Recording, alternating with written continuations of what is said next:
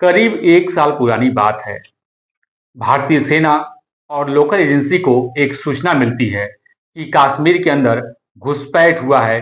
पड़ोसी देश पाकिस्तान से कुछ आतंकवादी यहाँ घुस आए हैं। जैसे ही ये सूचना मिलती है, भारतीय सेना, लोकल एजेंसियां सतर्क हो जाती हैं और एक सर्च अभियान चलाती हैं। इस सर्च अभियान के दौरान कुछ आतंकवादियों से उनकी मुठभेड़ हो जाती है। मुठभेड़ में एक आतंकवादी मारा जाता है। जैसे ही उस आतंकवादी की तलाश ली जाती है, तो उसके पास से कुछ सामान मिलते हैं। उस सामान की सतर्कता से तलाश ली जाती है, तो उसके पास से एक डायरी मिलती है। जब उस डायरी को देखा जाता है, तो उस डायरी में कुछ आतंकवादियों की तस्वीरें थी, फोटोग्राफ्स थी, जो कि आधुनिक हथियार से और लैस थे।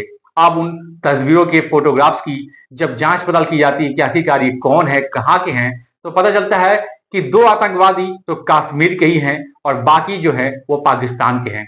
अब लोकल एजेंसी हो, पुलिस हो, सीआरपीएफ हो, चाहे भारतीय सेना हो, सभी के सभी एकदम से सतर्क हो जाते हैं। ये जानने में जुट जाते हैं कि आखिरकार ये कश्मीर के हैं तो कहाँ के हैं और ये कौन हैं।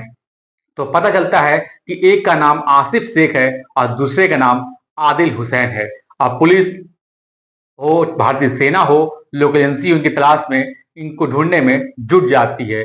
इसी बीच में 22 अप्रैल 2025 की दोपहर लगभग 2 बजे के आसपास जम्मू कश्मीर के पहलगाम में एक आतंकी हमला होता है। इस आतंकी हमले में आतंकियों ने हिंदुओं को निशाना बनाकर ढूंढ ढूंढ कर उनको मारा। जो हिंदू थे उनको मारा जा रहा था, जो कलमा सुना रहे थे, जो इस्लाम के बारे में बता रहे थे, उनको छोड़ दिया जा रहा था। हालांकि इस घटना के बाद से पूरे देश का माहौल एकदम से चेंज हो जाता है। पूरे देश में हर तरफ इस घटना को लेकर के लोग दुख जाहिर करने लगते हैं, शोक जाहिर करने लगते हैं। पूरा हड़कंप मच जाता है, हर कोई इसकी निंदा करने लगता है।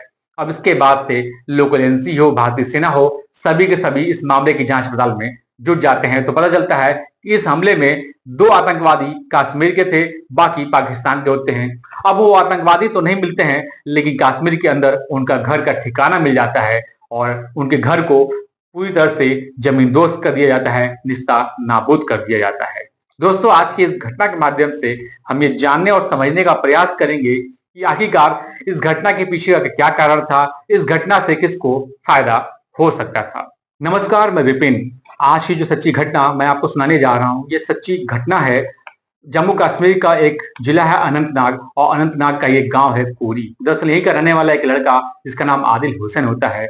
इसकी एक छोटा इसका भाई होता है, इसकी 2 बहनें थी और माँ बाप होते हैं। दरअसल 2018 में अचानक घर से ये लापता हो जाता है। जब इसके घर वाले इसके बारे में जानकारी जुटाने की कोशिश करते हैं, पता करने की कोशिश करते हैं, तो पता चलता है कि ये इलीगल तरीके से पाकिस्तान चला गया है। वहां जाकर ये आतंकवाद की ट्रेनिंग ले रहा है, आतंकवादी बनने चला गया है। अब इसके बारे में परिवार वालों को ज्यादा जानकारी नहीं मिल पाती है कि ये जिंदा है या मर गया है। अब इसकी लेकिन परिवार वाले हमेशा परेशान हो रहे थे, क्योंकि लगातार पुलिस इनसे पूछताछ करने के लिए आ रही थी। लेकिन अभी तक तो पुलिस सिर्फ पूछताछ करने के लिए ही आ रही थी, लेकिन जब भारतीय सेना और लोकल एजेंसियां जांच पड़ताल करती हैं, तो पता चलता है कि 22 अप्रैल 2025 की दोपहर लगभग 2 बजे के आसपास जम्मू कश्मीर के अनंतनाग में एक पहलगाम जगह है, जिसे मिनी स्विट्जरलैंड के नाम से भी जाना जाता है, जहां 2000 से 2500 सैलानी आए थे, जो कि स्विट्जरलैंड का लुत्फ उठा रहे थे, अपने मोबाइल में उस सुनहरे पल को, अपने उस आनंद वाले पल को कैद कर रहे थे। इसी बीच में बताया जाता है कि 5 आतंकवादी आते हैं,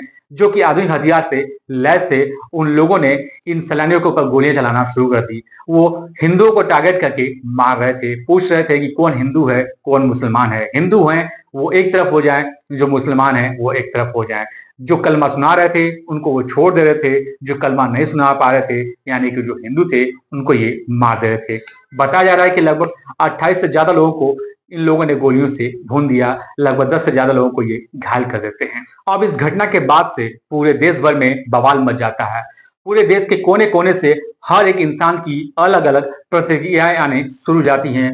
हर कोई कड़े जवाब देने की मांग करने लगता है। अब इधर भारतीय सेना हो, लोकल एजेंसी हो, 2018 से जिस आतंकवादी को ढूंढ रहे थे, जिसका नाम आदिल हुसैन होता है, अब पुलिस उसके घर की तलाशी लेने जाती है, तो उसके दोनों बहनों को और माँ और बाप को हिरासत में लेती है, पूछताछ करती है। जब कुछ जानकारी नहीं मिल पाती है, जब उसके घर की तलाशी ली जाती है, तो मीडिया रिपोर्ट के अनुसार पता चलता है कि उसके घर में पहले से ही विस्फोटक पदार्थ रखे गए थे, जो कि ब्लास्ट हो जाता है। उस ब्लास्ट में उसका घर पूरी तरह से निस्ता नाबूद हो जाता है, जमीन दोस्त हो जाता है। इसके बाद मोघामा में जो आसिफ शेख नाम का लड़का है, जिसकी संलिप्तता इस पहलगाम हमले में मानी जाती है, उसके भी घर की तलाशी ली जाती है तो उसके घर पे परिवार का कोई भी इंसान नहीं मिलता है, परिवार का कोई भी व्यक्ति नहीं मिलता है, ना ही तो वो आतंकवादी मिलता है। अब पुलिस उसके घर को बुलडोजर से जमींदोज कर देती है, पूरी तरह से निस्ता नाबूद कर देती है।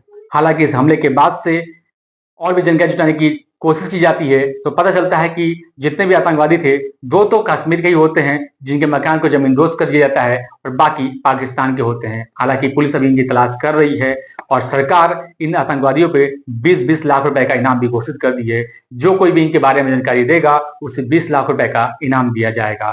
फिलहाल इस घटना के बाद से पाकिस्तान ने अपना साफ तौर पर पल्ला झाड़ दिया है, इनकार कर दिया है कि उसका इस घटना से कुछ भी लेना देना नहीं है। लेकिन पाकिस्तान के खिलाफ भारत सरकार ने कई ठोस कदम उठाए हैं। पहला तो इन आतंकवादियों के जो जम्मू कश्मीर में घर थे उनको जमींदोज कर दिया गया। दूसरा, 1960 में जो सिंधु जल समझौता हुआ था पाकिस्तान और भारत के बीच में, उस समझौते को स्थगित कर दिया गया है। तीसरा, विदेश इनके पाकिस्तान जाने वाले जितने भी वीजे थे उसको रोक दिया गया है। और चौथा, पाकिस्तानी दूतावास को यहां से जाने के लिए कह दिया गया है। फिलहाल इस घटनाक्रम को सुनाने का उद्देश्य किसी को ठेस पहुंचाना नहीं था, किसी का दिल दुखाना नहीं था, बल्कि आपको बताना था और देश के प्रति जागरूक करना था। और आप कश्मीर भाइयों से भी ये गुजारिश है कि आप में से जिस किसी को भी ये आतंकवादी मिलते हैं तो सरकार की मदद आप जरूर कीजिए, ताकि भविष्य में ये आतंकवादी ऐसा कभी भी कदम न उठा सकें। जो वहां सैलानी जाते हैं वो सैलानी जाएं और कश्मीरियों के जो घर के चूल्हे जलते थे सैलानियों की वजह से, उन्हें कोई दिक्कत कोई परेशानी न हो। आज के लिए बस इतना ही, मिलते हैं आपसे एक अगले एपिसोड में। जय हिंद, नमस्कार।